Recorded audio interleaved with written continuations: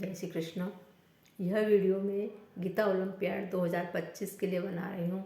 आज मैं गीता जी के चतुर्थ अध्याय का पाठ करूँगी। जय श्री कृष्ण। ओम श्री परमात्मने नमः। अथ चतुर्थोऽध्यायः। श्रीभगवानुवाच इमं विवस्वते योगं प्रोक्तवानहमव्ययम् विवस्वान्मनवे प्राह मनुरीक्ष्वा कवे ब्रवीत् एवं परम्परा प्राप्तम् इमं राजर्षयो विदुः सकाले नेह महता योगो नष्टः परन्तप स एवायं मया तेद्य योगः प्रोक्तः पुरातनः भक्तोऽसि मे सखा चेति रहस्यं एतदुत्तमम्। अर्जुन उवाच अपरं भवतो जन्म परं जन्म विवस्वतः कथमेतद्विजानीयान् त्वमादौ प्रोक्तवानिति। श्रीभगवानुवाच बहूनि मे व्यतीतानि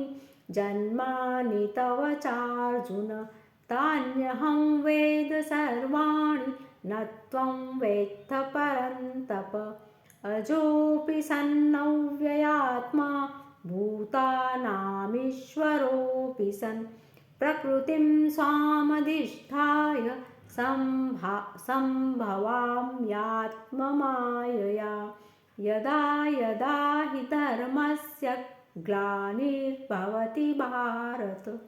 अभ्युत्थानमधर्मस्य तदात्मानं सृजाम्यहं परित्राणाय साधूनां विनाशाय च दुष्कृतां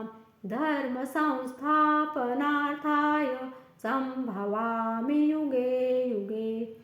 जन्म कर्म च मे दिव्यम् एवं यो वेत्ति तत्त्वतः त्यक्त्वा देहं पुनर्जन्म नैति मामेति सोऽर्जुन वीतरागभयक्रोधा मन्मया मामुपाश्रिताः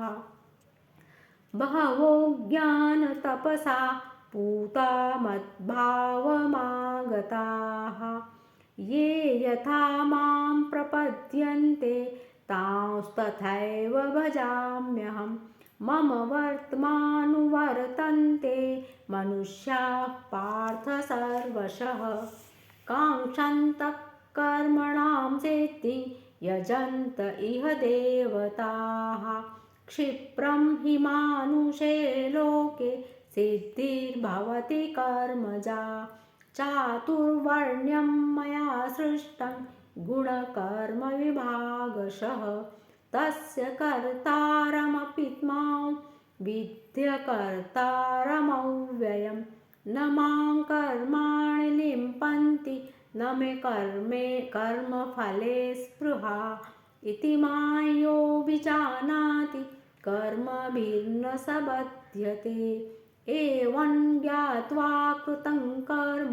पूर्वैरपि मुमुक्षुभिः कुरु कर्मैव तस्मात् त्वं पूर्वैः पूर्वतरं कृतं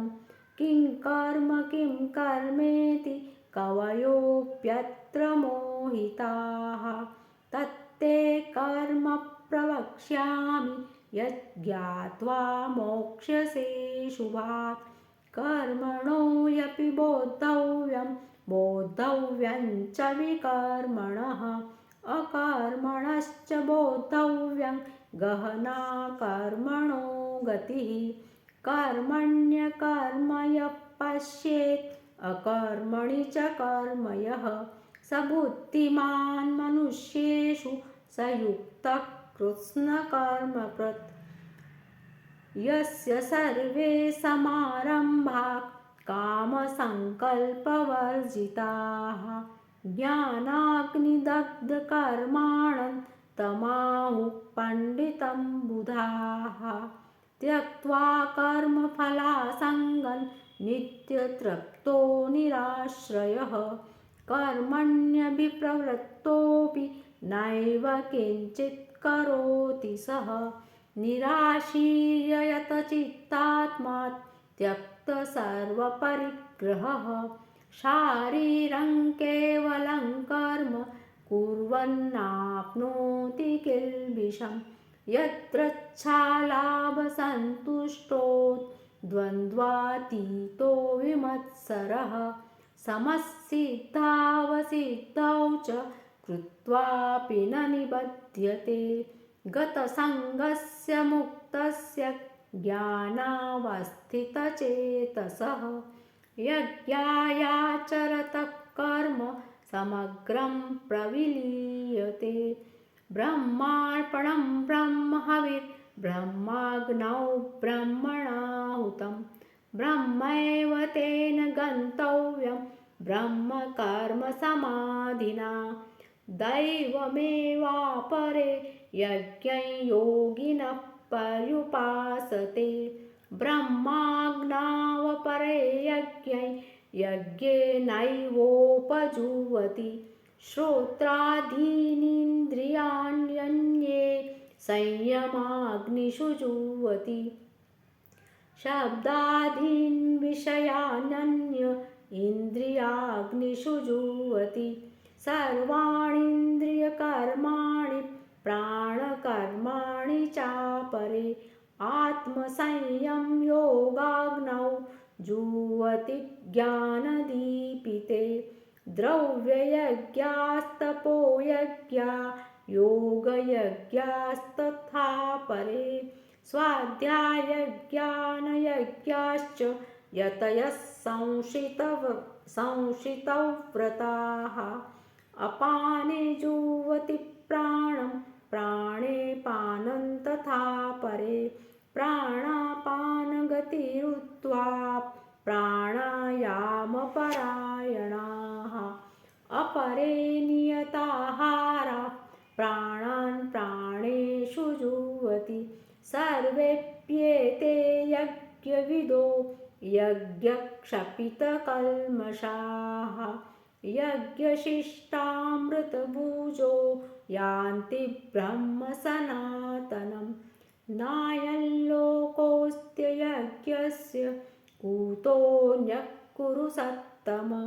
एवं बहुविधा यज्ञा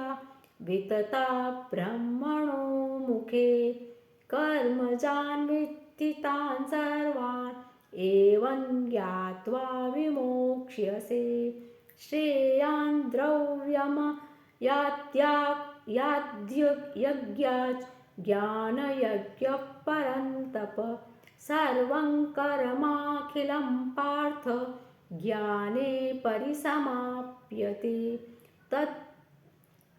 तद्विद्धि प्रणिपातेन परिप्रश्नेन सेवया उपदेक्ष्यन्ति ते ज्ञानं ज्ञानिनस्तत्त्वदर्शिनः यज्ञात्वा न पुनर्मोहम् एवं यास्यसि पाण्डव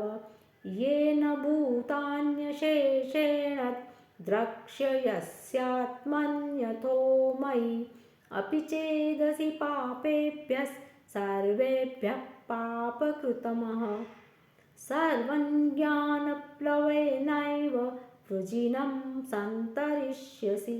यथैधांसि समिद्धोऽग्निर्भस्मसात् कुरुतेऽर्जुन ज्ञानाग्निः सर्वकर्माणि भस्मसात् कुरुते तथा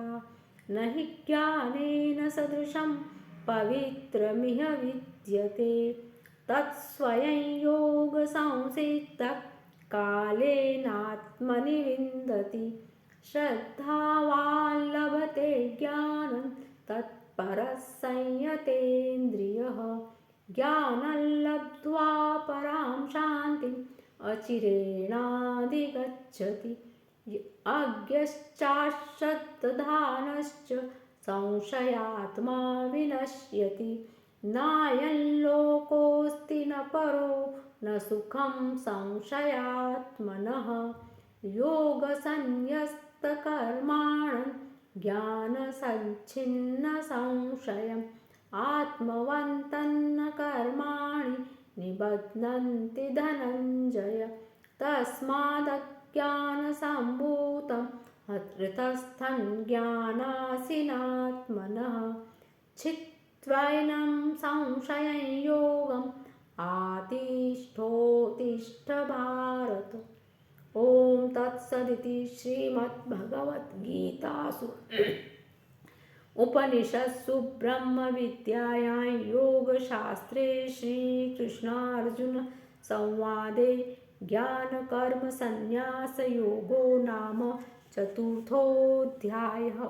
श्रीकृष्णार्पणमस्तु। जय श्री कृष्ण।